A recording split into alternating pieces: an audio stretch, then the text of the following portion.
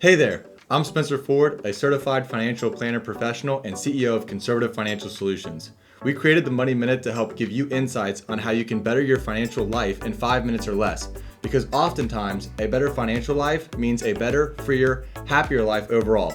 And that is what we want for you and your family. So let's get into it. All right, today we're going to talk about taxes. Specifically, we're going to look at an example of someone who's making $100,000 a year as a single filer. Just how much in taxes is that individual going to pay? Well, the answer is the answer that everyone hates, and that's it's going to depend. It's going to depend on which state you live in, what county you live in, even what locality you live in, because different school districts have different tax rates. But we're just going to focus on federal tax for today. We're going to do away with any bank interest, capital gains, other kind of losses, or anything of that nature. We're just looking at, hey, you make $100,000 of W-2 income, what are you going to end up paying in taxes, or what is that amount close to?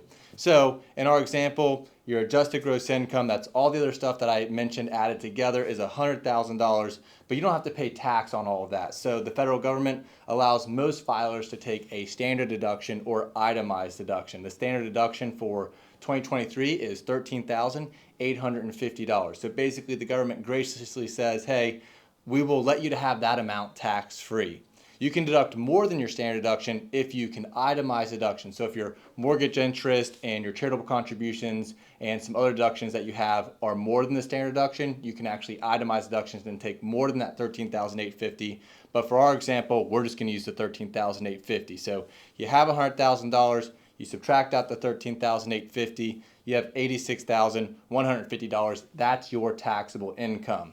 11,000 of that's going to be taxed at 10%. Remember, you're going to end up in the 22% tax bracket, but we have a progressive tax system, so you don't have to pay 22% on all of it. So 11,000 of it's going to be taxed at 10%.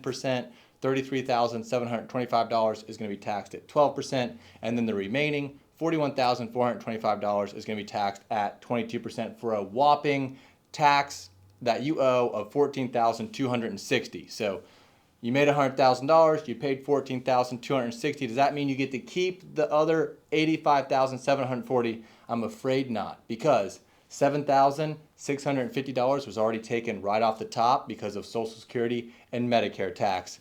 Now you're down to $78,090, and that's before you take out your state tax, your local tax, the other localities that we talked about. And don't forget, hey, every time you go to purchase something, you have sales tax. So by the time we factor in all of that, you'd be lucky to get $70,000 of that $100,000 that you made, which equates to a 30% tax rate.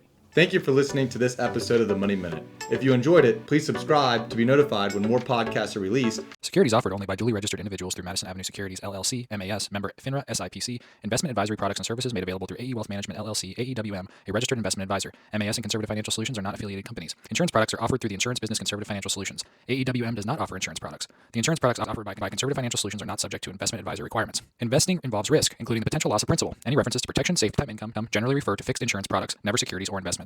Insurance guarantees are by the financial strength and claims paying abilities of the issuing carrier. This podcast is intended for informational purposes only. It is not intended to be used as the sole basis for financial decisions, nor should it be construed as advice designed to meet the particular needs of an individual situation. Conservative Financial Solutions is not permitted to offer, and no statement made during the show shall constitute tax or legal advice. Our firm is not affiliated with or endorsed by the U.S. government or any governmental agency. The information and opinions contained herein provided by third parties have been obtained from sources believed to be reliable, but accuracy and completeness cannot be guaranteed by Conservative Financial Solutions.